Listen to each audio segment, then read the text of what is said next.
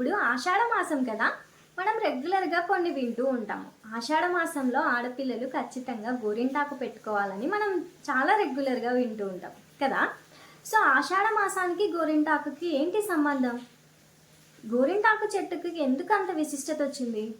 గోరింటాకు ఎర్రగా పండించే గుణం ఉన్నందు కారణంగా దీనికి విశిష్టత వచ్చిందా, లేకపోతే గోరింటాకు విశిష్టతే ఎర్రగా పండించడమా? సో ఇలాంటి చాలా డౌట్స్ ఉంటాయి కదా.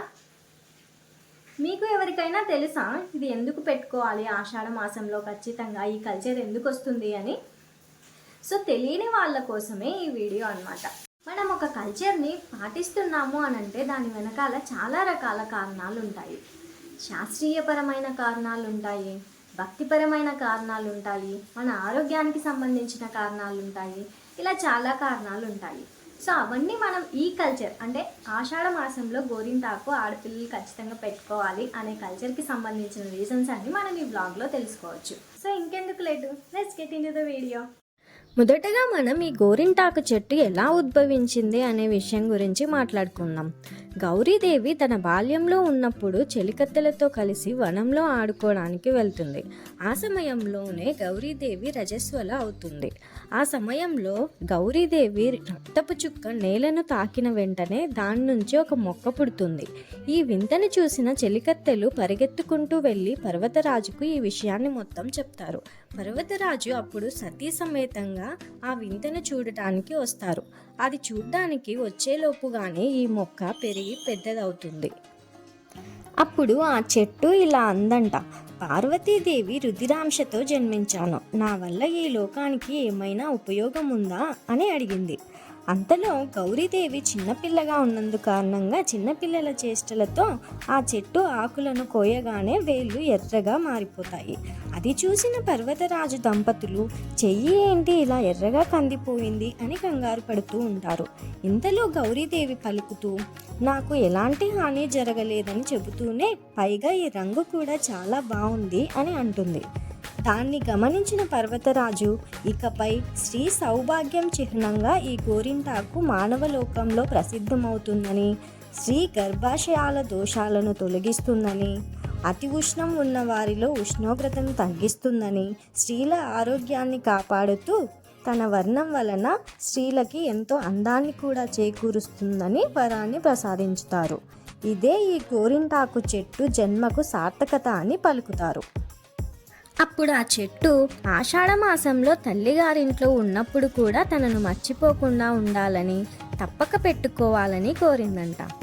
అందుచేత ఈ ఆషాఢ మాసంలో గోరింటాకు పెట్టుకోవాలి అన్న సాంప్రదాయం తరతరాలుగా వస్తుంది. మామూలుగా ఈ చెట్టు పేరు గౌరింటాకు అంటే గౌరీ ఇంటి ఆకు అని అర్థం. కాలక్రమేణా గౌరింటాకు కాస్త గోరింటాకుగా మారిపోయింది. ఇప్పుడు నేను చెప్పిందంతా ఈ సాంప్రదాయం వెనుక ఉన్న భక్తిపరమైన కారణం గురించి. ఇప్పుడు మనం మాట్లాడుకోపోయేది దీనివల్ల ఉన్న ఆరోగ్య లాభాల గురించి. ఆషాఢ మాసంలో వర్షాలు అధికంగా పడుతూ ఉంటాయి. వర్షాల కారణంగా క్రిమికీటకాలు, అంటువ్యాధులు, చర్మ వ్యాధులు పెరిగే అవకాశం చాలానే ఉంటుంది. అలాంటప్పుడు మనం గోరింటాకు పెట్టుకోవడం వల్ల ఇన్ఫెక్షన్లను తగ్గించుకునే అవకాశం ఉంటుంది. అలాగే గోరింటాకు పెట్టుకోవడం వల్ల శరీరంలో ఉన్న టెంపరేచర్ కూడా తగ్గించుకునే అవకాశం ఉంటుంది. గోరింటాకులో ఉన్న ఔషధ గుణం పిప్పిగోళ్ళని అలాగే గోరు చుట్టుని రాకుండా నివారిస్తుంది. గోర్ల మధ్యలో మట్టి పేరుకుపోయినట్లయితే గోరింటాకు పెట్టుకున్నప్పుడు ఆ మట్టి కూడా క్లియర్ అయ్యే ఛాన్స్ ఉంటుంది. స్త్రీ అరచేతి మధ్యలో గర్భాశయానికి రక్తం చేర్చే ప్రధాన నాడులుంటాయి. గోరింటాకు పెట్టుకోవడం వలన వాటిలోని అతి ఉష్ణోగ్రత తగ్గి దానివల్ల గర్భాశయం దోషాలు తొలగి ఆరోగ్యంగా ఉంటారంట. గోరింటాకు వల్ల సంతానోత్పత్తి సామర్థ్యం పెరుగుతుందని, అండాశయం పనితీరు కూడా సక్రమంగా ఉంటుందని చెబుతారు పెద్దలు. దీన్ని బట్టి మనం ఒక విషయం చెప్పుకోవచ్చు, మనం పాటించే సాంప్రదాయాలన్నిటితోనూ వాతావరణానికి కూడా సంబంధం ఉంటుంది. వాతావరణాన్ని బేస్ చేసుకునే మన సాంప్రదాయాలన్నింటినీ పెట్టాలని కూడా మనం చెప్పచ్చు. సో ఈ ఇన్ఫర్మేషన్ మీకు ఎలా అనిపించింది అనేది నా కింద కామెంట్ సెక్షన్లో కామెంట్ చేయండి. తప్పకుండా ఇంకా ఎవరైనా గోరింటాకు పెట్టుకోకపోతే ఆషాఢ మాసం వెళ్ళిపోయేలోపు పెట్టుకోండి.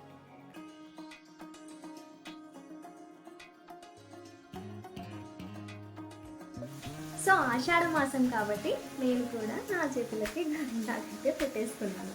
ఇంకా ఎవరైనా మీలో పెట్టుకొని వాళ్ళు ఉంటే వెళ్ళి కాల్చండి, ఫాలో చేయండి. ఈ బ్లాగ్ మీకు నచ్చినట్టయితే ఖచ్చితంగా లైక్ చేయండి. మీరు లైక్ చేయడం ద్వారా ఈ వీడియో ఇంకొంతమందికి రికమెండ్ అవుతుంది. అలాగే మీ ఒపీనియన్స్ని కింద కామెంట్ సెక్షన్లో కామెంట్ చేయండి. ఇంకా ఎవరైనా మన ఛానల్ని సబ్స్క్రైబ్ చేసుకోకపోతే వెంటనే సబ్స్క్రైబ్ చేసేసుకోండి. Bye guys.